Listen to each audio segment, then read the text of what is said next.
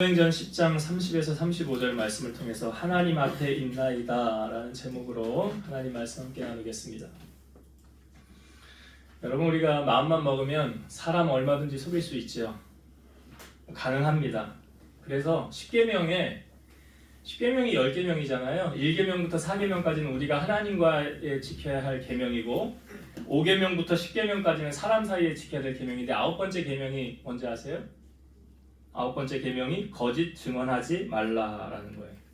거짓 증언하지 말라.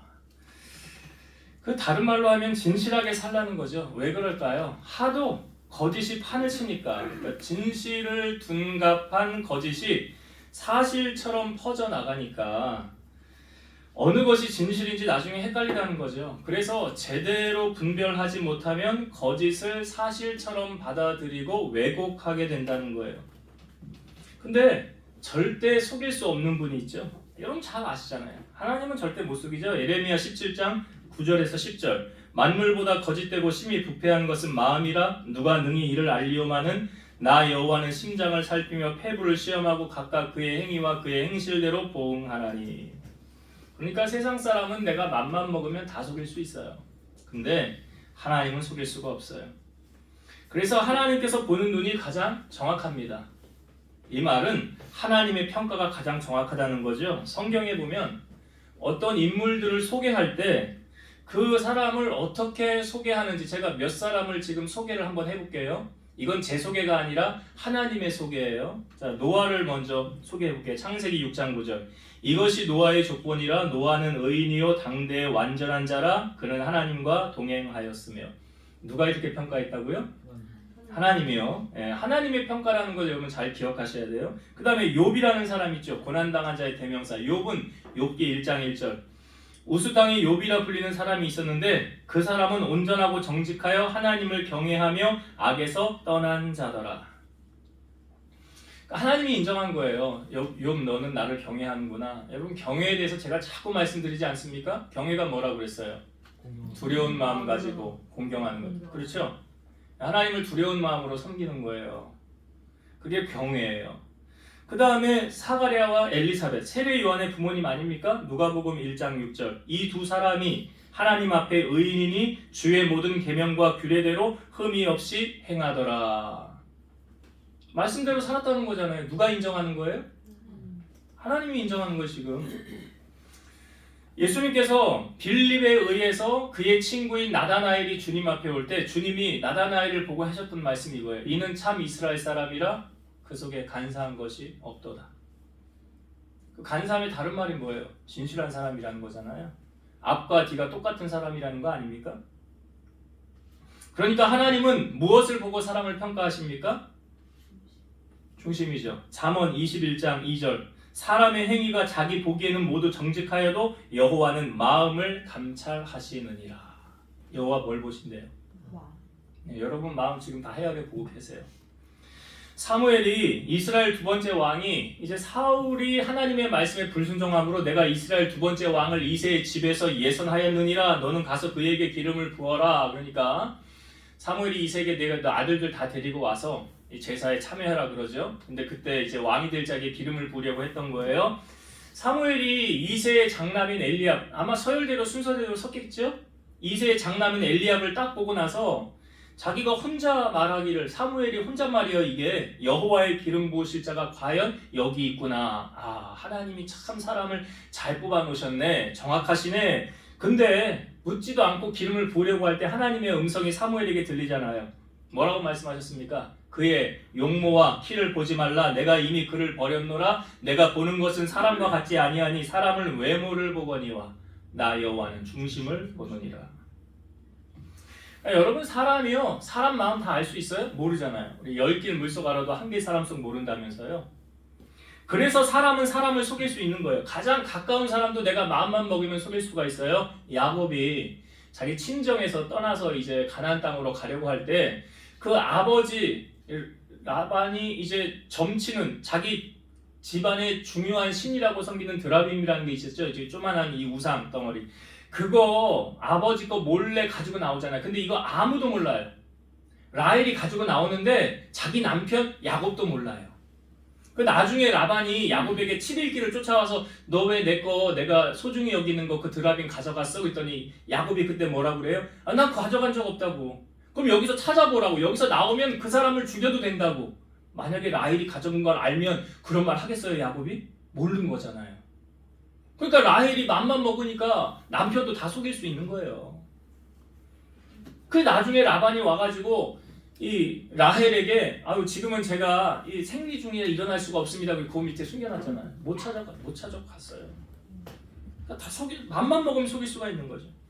삼손과 드릴라 이야기도 여러분 잘 아시지 않습니까? 이 드릴라가 삼손에게 힘의 근원이 어디서 나냐고 3번이나 물어보잖아요. 근데 3번 다 거짓말했어요. 근데 4번째는 사실을 말하지 않습니까? 그리고 나서 결과가 어떻게 됐어요? 삼손의 2눈은 뽑히게 되었고 맷돌을 돌리는 신세가 되었잖아요. 여러분 우리의 최종 목적지가 어디? 여러분 신앙생활 왜 하는 거예요? 어디 가려고? 천국 가려고. 근데 천국 가야 되는데 거짓말하는 사람은 천국 간대요, 못 간대요? 못 가요. 제가 이제 성경을 근거로 말씀을 드릴게요. 요한계시록 21장 8절. 그러나 두려워하는 자들과 믿지 아니하는 자들과 흉악한 자들과 살인자들과 음행하는 자들과 점술가들과 우상 숭배자들과 거짓말하는 모든 자들은 불과 유황으로 타는 못에 던져지리니 이것이 둘째 사망이라. 둘째 사망이 어딘지 아시겠죠? 계시록 21장 27절. 무엇이든지 속된 것이나 가증한 일 또는 거짓말하는 자는 결코 그리로 들어가지 못하되 오직 어린 양의 생명책에 기록된 자들만 들어가리라. 여기 어린 양의 생명책에 계시록 13장 8절도 보세요. 죽임을 당한 어린 양의 생명책에 창세 이후로 이름이 기록되지 못하고 이 땅에 사는 자들은 다 그 짐승에게 경배하리라. 이게 무슨 말이냐면 생명책에 이름이 기록된 사람은 절대로 배신을 안 해요. 주님을 배신하지 않는다고. 나 주님을 위해 순교를 할지언정 배신하지 않는다. 이게 그 말이에요. 계시록 13장 8절의 말씀. 그러나 이름이 기록되어지지 않는 사람은 주님은 나중에 난 너를 모른다 라고 말씀하시는 거예요. 너와 상관없다 라고 말씀하시는 거예요. 마태복음 7장 22, 23절. 그날에 많은 사람이 나더러 이르되 주여 주여 우리가 주의 이름으로 선지한 노릇하며 주의 이름으로 귀신을 쫓아내며 주의 이름으로 많은 권능을 행하지 아니하였나이까 하리니 그때 내가 그들에게 밝히 말하되 내가 너희를 도무지 알지 못하니 불법을 행하는 자들아 내게서 떠나가라 하니라. 예수님 모른대요. 이 사람들이 귀신도 쫓아내고 기적도 행하고 능력도 행하였는데 나는 너를 모른다. 이 정말 어처구니 없는 일 아닙니까? 여러분 예수님이 분명히 다시 오신다고 했죠. 그럼 아니면 주님이 오시기 전에 우리가 먼저 주님의 보좌 앞에 가게 될 수가 있겠죠. 우리는 신앙생활을 하면서 여러분 이걸 늘 점검을 해야 돼요. 나는 오늘 죽어도 천국 가는가? 이걸 늘 점검을 하면서 신앙생활을 하셔야 된다고. 그래서 예수님께서 누가복음 21장 34, 36절 말씀. 너희는 스스로 조심하라. 그렇지 않으면 방탕함과 술취함과 생활의 염려로 마음이 둔하여지고 뜻밖의 그날이 덫과 같이 너희에게 임하리라. 이 날은 온 지구상에 거하는 모든 사람에게 임하리라. 이러므로 너희는 장차 올 이 모든 일을 능히 피하고 인자 앞에 서도록 항상 기도하며 깨어 있으라 하시니라. 지금 예수님이 무슨 날을 대비하면서 깨어 기도하라고 말씀하시는 거예요? 주님의 재림이잖아요. 그날이 뜻밖의 덕과 같이 너희에게 임하리라. 데살로니가전서 5장에 보면 주의 날이 도둑이 임함과 같이 임한대요. 예고 없이 온다는 거예요. 이 땅에서의 삶이 계속 영원하지 않다는 거예요. 우리의 최종 목적지는 어디예요, 여러분? 천국이잖아요. 근데 여러분 이 땅이 영원할 것처럼 하며 살아가지 않습니까? 하나님의 나라를 기대하고 살아야죠. 그래서 하나님의 나라 들어가기 위해서 예수님이 하신 말씀이 어떻게 하래요? 인자 앞에 서도록 항상 기도하며 깨어 있으라. 항상 기도하며 깨어 있으라. 우리 주장님 기도하세요. 빌립보서 4장 6절의 말씀. 아무것도 염려하지 말고 그 다음 뭐예요? 예? 오직 모든 일에 그렇지. 기도와 간구로 너희 구할 것을 감사함으로 하나님께 아뢰라. 그죠? 그래야 모든 지각에 뛰어난 하나님의 평강이 그리스도 예수 안에서 너희 마음과 생각을 지키시리라. 염려하지 말고 뭐 하라고요? 기도하래잖아. 기도. 예수님 동일한 말씀 하셨잖아요. 인자 앞에 서도록 항상 기도하며 깨어 있으라. 그러니까 슬기로운 5처녀가 기름 등불 준비한 게 이게 뭐야? 항상 깨어 기도한 거 아니에요? 주님 오실 날 맞을 준비하고 있었던 거 아니에요? 그거 말하는 거잖아요. 근데 여러분, 우리가 이렇게 살기 쉬워요, 어려워요? 어렵다고 하면 말이 안 되는 거예요, 사실은. 어렵다고 하면 우리가 말씀대로 못 사는 거잖아요. 근데 이걸 주님께서 요구하시고요. 이렇게 사는 사람이 있어요. 성경에 보니까. 오늘 우리가 은혜를 나누고자 하는 이 고넬료라는 사람. 이 사람 어떻게 살았나 볼까요? 자, 성경 한번 봅시다. 사도행전 10장 2절. 사도행전 10장 2절 같이 한번 읽어봅시다. 시작. 그가 경건하여 온 지방과 더불어 하나님을 경외하며 백성을 많이 구제하고 하나님께 항상 기도하더니. 자, 고넬료의 삶이 이러했다는 거예요. 제가 앞부분에 아까 노아도 얘기하고 욥도 얘기하고 사가랴와 엘리사벳도 얘기했는데 이 고넬료도 지금 누가 이렇게 평가를 한 거예요? 하나님이 평가한 거예요. 그러니까 성경은요 1.1획도 거짓이 없어요. 하나도 거짓이 없어요. 사실 그대로 평가하는 거예요. 그러니까 하나님이 고넬료의 삶을 평가하면서 얘는 이런 애야 라는 거예요. 얘는 이런 애야. 2절의 말씀 우리가 봤잖아요. 그럼 여러분, 하나님이 지금 노아도 평가했죠. 욥도 평가했죠. 사가랴 엘리사벳도 평가했죠. 고넬료도 평가했죠. 그럼 하나님이 우리를 한 줄로 평가할 때 뭐라고 평가할까요? 여러분들은 뭐라고 평가할까요? 하나님이? 생각해 보셨어요? 얘는 나를 위해서 충성한 애야. 얘는 세상 일 다 내려놓고 나만 바라보더라고. 그러니 내가 얘를 사랑하지 않을 수가 없어. 이런 음성을 들어야 되는 거 아니에요, 우리가? 하나님께로부터. 하나님께 인정받는 사람이라고 한다면 저는 그 다음에 같이 따라오는 게 있어요. 사람에게도 인정받는 사람이다. 하나님께 인정받는 사람이 사람에게 인정을 받을까요? 못 받을까요? 예? 이렇게 대답들을 안 하셔? 하나님이 인정하는 사람은 사람에게도 인정을 받습니다. 받아요.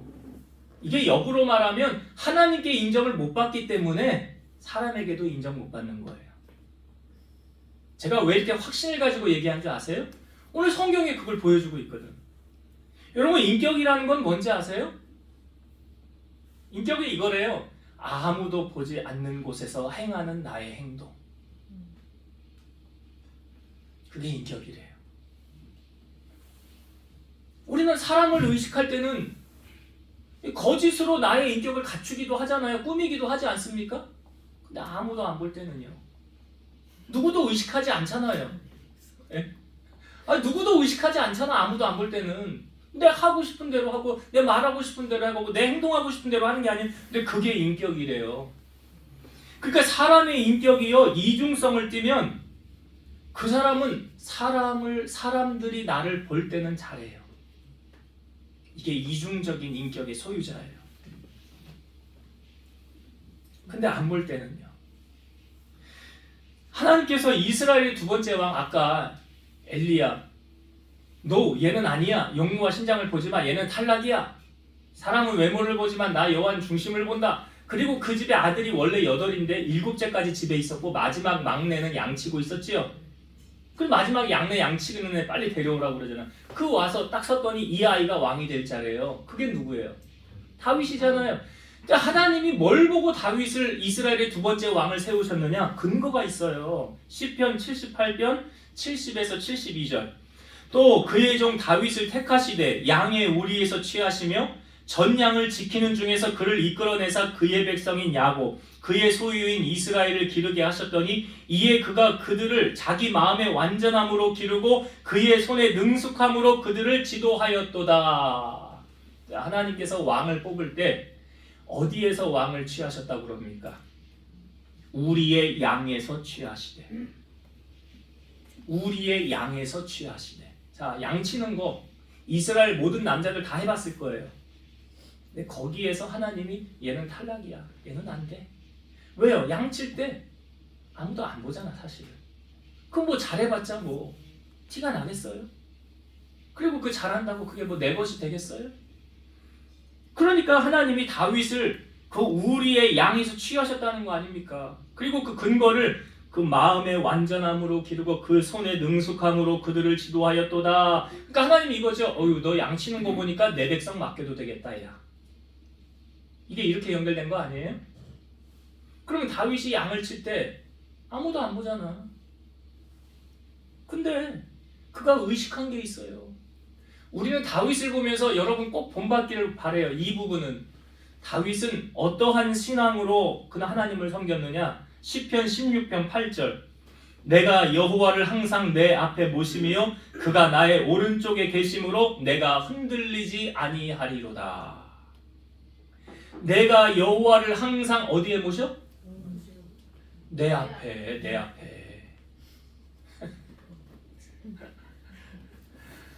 하나님을 목전에 두고 살았던 사람이 누구예요? 다윗이라고요. 여호와를 항상, 그러니 다윗의 인격이 어떻겠어요? 훌륭하겠지 뭐. 하나님 앞에서의 신앙인데. 그러니까 제가 아까 말했죠. 하나님을 사랑하면 형제들에게도 다 인정을 받는다고. 사람들에게도 인정을 받는다고. 그 사람들에게 인정을 못 받으면 하나님 사랑하는 잘못 사랑하고 있는 거예요. 이게 성경에 근거가 있어요. 요한일서 4장 20절 누구든지 하나님을 사랑하노라 하고 그 형제를 미워하면 이는 거짓말하는 자니 보는 바 그 형제를 사랑하지 아니하는 자는 보지 못하는 바 하나님을 사랑할 수 없느니라. 요한일서 3장 10절 이러므로 하나님의 자녀들과 마귀의 자녀들이 드러나나니 무릇 의를 행하지 아니하는 자나 또는 그 형제를 사랑하지 아니하는 자는 하나님께 속하지 아니하니라. 여러분이 하나님께 속하였는지 속하지 않는지 이 말씀을 거울로 비춰보세요. 요한일서 3장 15절 그 형제를 미워하는 자마다 살인하는 자니 살인하는 자마다 영생이 그 속에 거하지 아니하는 것을 너희가 아는 바라. 이게 좀 두려운 말씀 아니에요? 사실은 미워하는 자마다 살인하는 자니 살인하는 자는 천국 간대요 못 간대요? 못 가잖아. 영생이 그 속에 거하지 않는데잖아요. 그럼 제가 이거 고넬료를 우리가 살펴보고 있는데 고넬료는 하나님이 2절에 보니까 이렇게 인정을 했죠. 하나님께 인정을 받은 사람이죠. 그럼 사람에게도 인정을 고넬료는 받았을까요? 못 받았을까요? 자, 10장 22절을 보겠습니다. 10장 22절. 이 10장 22절은 이제 고넬료가 자기에게 있는 하인 두 사람하고 경건한 종을 한 사람을 베드로에게 보내요. 그래서 베드로를 청하러 지금 간 거예요. 그래서 이 사람들이 보냄을 받은 사람들이 베드로에게 이야기를 하는 거예요. 고넬료에 대해서. 22절 같이 읽어봅시다. 시작. 그들이 대답하되 백부장 고넬료는 의인이요 하나님을 경외하는 사람이라 유대 온 족속이 칭찬하더니 그가 거룩한 천사의 지시를 받아 당신을 그 집으로 청하여 말을 들으려 하느니라 한데 이거 지금 누가 얘기한 거라고요? 그 집의 종들이 얘기하는 거라고요. 그 집의 종들이 얘기하는 거예요. 뭐라고 얘기합니까? 고넬료 우리 주인은요 의인입니다. 하나님을 경외하는 사람입니다. 그리고 유다 온 족속에게 칭찬받는 사람입니다. 그러니까 보세요. 하나님에게 칭찬을 받으니까 사람에게 인정받아요? 못 받아요? 받잖아요. 그럼 역으로 말하면 하나님께 인정 못 받으면 사람에게도 인정 못 받아요. 이게 같이 가는 거예요. 말씀을 준비하면서 우리가 여기 직분자들 좀 있는데 집사의 자격에 대해서 성경에 우리에게 이렇게 소개하고 있는데 자 디모데전서 3장 제가 8절에서 13절을 읽어볼게요. 잘 들어보세요.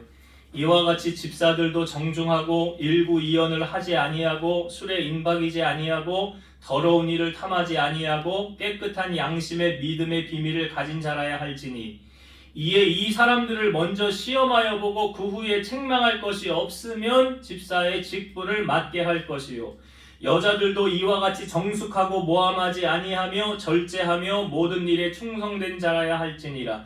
집사들은 한 아내의 남편이 되어 자녀와 자기 집을 잘 다스리는 자일지니 집사의 직분을 잘한 자들은 아름다운 지위와 그리스도 예수 안에 있는 믿음의 큰 담력을 얻느니라. 질문 드려볼게요. 여러분들이 가장 인정받기 어려운 사람이 누구예요? 예? 누구에게 가장 인정받기 어려워요? 가족. 왜 가족들에게 인정받기 어렵습니까? 미천 다 드러나거든요. 미천 다 드러나잖아. 내가 화냈던 거, 혈기 부렸던 거, 뭐 내 자존심 부렸던 거 감춰져요? 감춰지냐고요, 그게. 가족들에게. 감출 수가 없어요. 제가 강단에서 말씀을 전하고요. 집에 와서 말씀대로 살지 못하면 여기 우리 식구들 다 앉아있잖아. 아빠는 말만 잘하더라. 교회에서 말만 잘하더라. 말만 설교만. 그러면 그게 가족들에게 은혜가 되겠어요? 이영희가 말하는 거 유명한 말 있잖아. 이렇게 말하겠죠. 너나 잘하세요. 너나 잘하시라고. 여러분들 어떻게 집에서 가족들에게 인정받고 있습니까? 대답들을 아무도 못하시네. 아, 참. 여러분 그런 의미에서 여러분 고넬료가 어떻게 살았는지 아시겠지요? 고넬료는요 자기 밑에 100명의 부하를 거느린 백부장이에요. 그의 권력이 작지 않아요. 사도 바울을 로마로 이송할 때도 책임졌던 사람이 백부장이에요. 우리가 높은 자리에 있을수록 그 사람의 인격이 더 잘 드러나지 않습니까? 그래서 그 사람이 어떤 사람인가 알려면 그 사람의 권력을 줘봐라 그런 얘기 있잖아요. 그러면 그 사람의 인격이 드러난다고 하지 않습니까? 고넬료의 사람된 인격은요 그 종들을 통하여 드러났잖아요. 그런데 다시 오늘 말씀해 보니까 종들을 통하여 이미 확증됐지만 재확인시켜주는 부분이 있어요. 자, 성경을 봅시다. 24절부터 10장 24절부터 제가 26절까지 읽어볼게요. 이튿날 가이사랴에 들어가니 고넬료가 그의 친척과 가까운 친구들을 모아 기다리더니 마침 베드로가 들어올 때에 고넬료가 맞아 발 앞에 엎드려 절하니 베드로가 일으켜 이르되 일어서라 나도 사람이라 하고. 지금 베드로를 청하라 천사가 베드로를 청하라 해서 베드로를 청해서 자기 집으로 지금 들어오는 순간이죠. 자, 베드로가 들어올 때 고넬료가 어떻게 합니까? 25절 다시 볼까요? 마침 베드로가 들어올 때 고넬료가 맞아 발 앞에 엎드려 절하니. 지금 사회적인 직분 계급으로 말하면 고넬료가 높아요? 베드로가 높아요? 고넬료가 높죠. 근데 베드로 앞에 어떻게 하고 있어요? 엎드려서 절하. 이게 어떤 모습을 보여주냐면 자기를 낮추고요 상대방을 높이는 모습. 이게 성경적이죠. 빌립보서 2장 3절 아무 일에든지 다툼이나 허영으로 하지 말고 오직 겸손한 마음으로 각각 자기보다 남을 낮게 여기고. 나보다 상대방을 높여주는 거예요. 이게 크리스찬의 삶이에요. 벼는 익을수록 고개를 숙인다 그러잖아요. 그러니까 많이 배운 사람일수록 자기를 드러내지 않고요 잘난 체 하지 않습니다. 잘 모르는 사람들, 자기가 최고인 줄 말하는 사람들이 꼭 나서고 잘난 체를 해요. 은혜 받는데 필수 요소가 있는데 뭔 줄 아세요? 베드로전서 5장 5절 젊은 자들아 이와 같이 장로들에게 순종하고 다 서로 겸손으로 허리를 동이라. 하나님은 교만한 자를 대적하시되 겸손한 자들에게는 은혜를 주시느니라. 야고보서 4장 6절 그러나 더욱 큰 은혜를 주시나니 그러므로 일렀으되 하나님이 교만한 자를 물리치시고 겸손한 자에게 은혜를 주신다 하였느니라. 그러니까 지금 이 베드로가 들어올 때 행하는 이 모습을 고넬료가 딱 보여주지 않습니까 우리에게? 그러면서 여러분 뭘 느껴요? 아, 이 겸손하네. 느껴지잖아요. 겸손하네. 그러니까 우리가 가끔 교회에서 떡을 맞추거나 뭘 할 때요 제가 직접 통화하진 않는데요 제 아내가 이제 저기 찰떡궁합이라고 그 전화를 이렇게 해요. 근데 거기 사장님하고 제 아내하고 통화하는 목소리를 제가 옆에서 이렇게 가끔 듣잖아요. 근데 제가 뭘 느끼는지 아세요? 이 사장님이 장사 되게 잘 되잖아요. 뭐 기독병원 의료원에도 막 떡 납품하고 학교 여기 우리 애들 학교에도 떡 납품하고 하는데요 제가 느끼는 게 있어요. 이분하고 통화하고 난 다음에 꼭 느끼는 게 아, 이분 참 겸손하구나. 이분 참 겸손하네. 제가 우리 아내한테는 말을 안 했어요. 근데 제가 통화를 하면서 느끼는 거예요. 그분 부자고 장사도 잘 됐는데 꼭 사모님 뭐 이러면서 뭐 당연히 뭐 사모님은 사모님이지만 뭐 그러면서 상대방을 이렇게 기분 좋게 해주고 높여주는 그 모습 참 본받을만 하더라고요. 지금 고넬료가 베드로를 청하였을 때 그 모습 속에서 이 사람의 이 겸손함이 나타나지지 않습니까? 자, 그리고 성경을 또 한 구절 볼게요. 33절의 말씀을 오늘 우리가 읽은 본문인데요. 자, 33절 한번 같이 읽어봅시다. 고넬료가 베드로를 향하여 한 말이에요. 자, 읽어봅시다. 시작. 내가 곧 당신에게 사람을 보내었는데 오셨으니 잘하였나이다. 이제 우리는 주께서 당신에게 명하신 모든 것을 듣고자 하여 다 하나님 앞에 무슨 말 하는 겁니까? 고넬료가 지금 베드로에게. 베드로는 그냥 단지 사람 아닙니까? 근데 그 사람 앞에 표현하기를 우리가 하나님 앞에 있다라는 표현을 하고 있잖아요. 네? 그 여러분 설교를 들을 때도요. 그냥 사람 소리로 들으면 은혜가 돼야 안 돼요? 안 됩니다. 절대 안 돼요. 근데 사도 바울이 데살로니가 교인들을 향하여 했던 말이 있잖아요. 데살로니가전서 2장 13절. 이러므로 우리가 하나님께 끊임없이 감사함은 너희가 우리에게 들은 바 하나님의 말씀을 받을 때 사람의 말로 받지 아니하고 하나님의 말씀으로 받음이니 진실로 그러하도다. 이 말씀이 또한 너희 믿는 자 가운데서 역사하느니라. 그러니까 은혜 받으려면 두 가지가 여기 전제되어야 되죠. 우리가 설교 들을 때 저건 사람 소리네? 그럼 은혜 안 돼요. 하나님이 나에게 하시는 말씀이네? 그렇게 들어야 되고 또 한 가지는요. 그 말씀을 뭐 해야 돼요? 믿어야지. 믿어야지. 믿는 자 가운데서 역사가 나타난대잖아요. 근데 저는 하나님께서 고넬료에게 직접 그냥 복을 주셔도 되는데 굳이 왜 베드로를 청하였을까? 라는 의문을 좀 갖게 됐어요. 하나님의 사자가 나타나서 야 너 성령 받아라. 야 너 은혜 받아라 라고 할 수 있는데 그렇게 하지 않고 베드로를 청하여서 지금 이 고넬료가 가까운 친척들, 친구들 다 모아서 그 집에서 대기하고 있었잖아요. 왜 하나님은 베드로를 청하라고 하셨느냐? 자, 46절부터 봅시다. 자, 10장 44절부터 볼게요. 10장 44절부터 46절. 베드로가 이 말을 할 때에 성령이 말씀 듣는 모든 사람에게 내려오시니 베드로와 함께 온 할례 받은 신자들이 이방인들에게도 성령 부어 주심으로 말미암아 놀라니 이런 강언을 말하며 하나님 높임을 들음이러라. 베드로를 통해서 지금 하나님의 말씀을 전하였는데 뭐가 내려왔어요? 성령이 말했죠. 중요한 원리가 있어요, 여러분. 자, 성령은 성령 받은 사람을 통해서 전이 되는 거예요. 성령 받은 사람을 통해서 흘러가는 거예요. 이거 얼마나 중요한 원리입니까, 이게? 그러니까 여러분 말세에 주의 종도 잘 만나셔야 돼요. 성령 충만한 목회자 만나셔야 돼요. 제가 어느 글에서 읽었는데요. 교회가 교회다워지려면 이렇게 해야 된대요. 잘 들어보세요.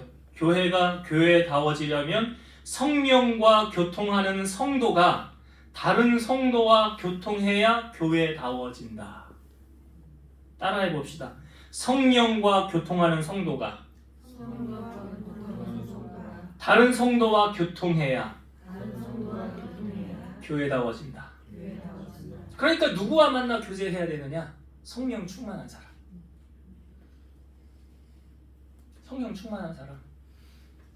그래야 교회가 교회다워진대잖아요. 이스라엘의 초대 왕이었던 사울 왕이 있었죠. 그 사울 왕에 처음에는 하나님의 영이 임하였었습니다. 사무엘상 16장 14절. 여호와의 영이 사울에게서 떠나고 여호와께서 부리시는 악령이 그를 번뇌하게 한지라. 하나님의 영이 처음 사울에게 임하였었다고요. 근데 그 영이 떠나고 난 다음에 뭐가 들어왔어요? 악령이 들어왔다고. 그 이 말씀을 통해 우리가 알 수 있는 것은 여러분 우리 안에요. 하나님의 영이 있든지 악령이 있든지 둘 중 하나야. 중간은 없어요. 중간은 없어요. 예수님께서 귀신 들려서 눈 멀고 말 못하는 사람이 있었죠. 귀신 쫓아내줬잖아요. 근데 이 사람이 집이 비어있죠? 귀신 나갔으니까. 근데 이 귀신이 돌아다니다가 갈 데가 없네? 내가 나온 내 집으로 도로 들어가야 되겠다. 하고 와보니까 집이 비고 깨끗하게 청소되어 있었죠? 그래서 이 귀신이 자기만 들어간 게 아니라 7귀신 데리고 들어갔잖아요. 그러니까 이 사람의 형편이 그 전보다 더 심하게 되었더라. 이 뭘 우리에게 보여주고 있어요? 우리 안에 성령 충만함, 예수님이 내 안에 거하지 않으면, 그래서 여러분 성령은 소멸합니까? 안 합니까? 데살로니가전서 5장 19절 성령을 소멸하지 말며, 그러니까 성령 한 번 받으면 쭉 간다? 아니에요. 한 번 은혜 받으면 나 죽을 때까지 이 은혜 간다? 아니라고요. 에베소서 5장 18절 술 취하지 말라 이는 방탕한 것이니 오직 성령으로 충만함을 받으라. 왜 여기 술 취하는 거하고 성령 충만함하고 비교 대유를 했는지 사도행전 2장에 보니까 성령이 임하였을 때 나타나는 현상이 보니까 사도들이 술 취한 것 같았거든요. 술 취해가지고 방언하고 막 하는 거고, 또 술 취하면 기분이 알딸딸하게 좋잖아요. 성령이 임하니까 기분이 알딸딸하고 좋은 거죠. 그러니까 술 취함하고 성령의 충만함하고 비교해서 이렇게 말씀하시는 거예요. 에베소서 4장 30절 하나님의 성령을 근심하게 하지 말라. 그 안에서 너희가 구원의 날까지 인치심을 받았느니라. 여러분 우리가 구원받은 자녀야. 우리가 수요 예배 때도 나눴었죠. 너는 구원받은 자녀야 라고 증언 서주시는 분이 누구라고 그랬어요? 성령님이라고 그랬잖아요. 성령께서 우리가 하나님의 자녀인 것을 증언하시나니 그랬잖아요. 그러니까 성령이 떠나고 나면 너는 구원받은 사람인지 아닌지, 성령이 예수님이 니고데모와 대화할 때 뭐라고 그랬어요? 물과 성령으로 거듭나지 아니하면 하나님의 나라에 들어갈 수 없느니라. 없다고 그랬잖아요. 사도 바울이 다메섹에서 변화되고 난 다음에요, 그 성령에 취하여서 전도여행을 시작하게 되지 않습니까? 사도행전 13장 2절 주를 섬겨 금식할 때 성령이 이르시되 내가 불러 시키는 일을 위하여 바나바와 사울을 따로 세우라 하시니, 성령께서 말씀하신 거라고요. 성령의 인도함을 받은 거라고요. 우리가 곤란한 상황이 있을 때 할 말도 성령께서 주신다죠. 누가복음 12장 11, 12절 사람이 너희를 회당이나 위정자나 권세 있는 자 앞에 끌고 가거든 어떻게 무엇으로 대답하며 무엇으로 말할까 염려하지 말라. 마땅히 할 말을 성령이 곧 그때 너희에게 가르치시리라 하시니라. 성령께서 할 말을 주신다. 그래서 예수님께서 내가 가는 것이 너희에게 유익이라 내가 가면 보혜사 성령을 너희에게 보낼 것이니라. 그래서 예수님이 부활하시고 이 땅에 40일 계셨죠? 그리고 하늘로 승천하시고 마가다라 방에서 간절히 성령 받기를 기도해서 예수님이 승천하시고 10일 뒤에 성령이 임하였잖아요. 그래서 교회가 시작되지 않았습니까? 로마서 8장 9절 만일 너희 속에 하나님의 영이 거하시면 너희가 육신에 있지 아니하고 영에 있나니 누구든지 그리스도의 영이 없으면 그리스도의 사람이 아니니라. 그러니까 성령 받지 못하면 구원 못 받는 거예요. 로마서 8장 14절 무릇 하나님의 영으로 인도함을 받는 사람은 곧 하나님의 아들이라. 여러분 오늘 왜 베드로 청했는지 알겠죠? 성령 주셔서 하나님 자녀로 구원하게 하시려고. 오늘 이제 말씀을 정리하겠습니다. 여러분 오늘 고넬료의 삶을 우리가 다 보진 않는데 여러분 시간 되면 사도행전 10장을 아마 이번 주에 우리가 성경 한 장씩 읽기 할 때 지금 사도행전 1장 2장 끝났잖아요. 오늘 3장이잖아요. 그럼 이제 읽게 될 텐데 꼭 한번 보시고요. 말씀을 정리할 때 자 하나님은 사람을 평가하세요 안 하세요? 사람 평가하십니다. 욥도 평가했고 노아도 평가했고 사가랴 엘리사벳도 평가했고 지금 고넬료도 평가했고 여러분도 하나님이 얘는 이런 애야 라고 평가할 거예요. 그때 우리 어떤 평가를 듣길 원하십니까?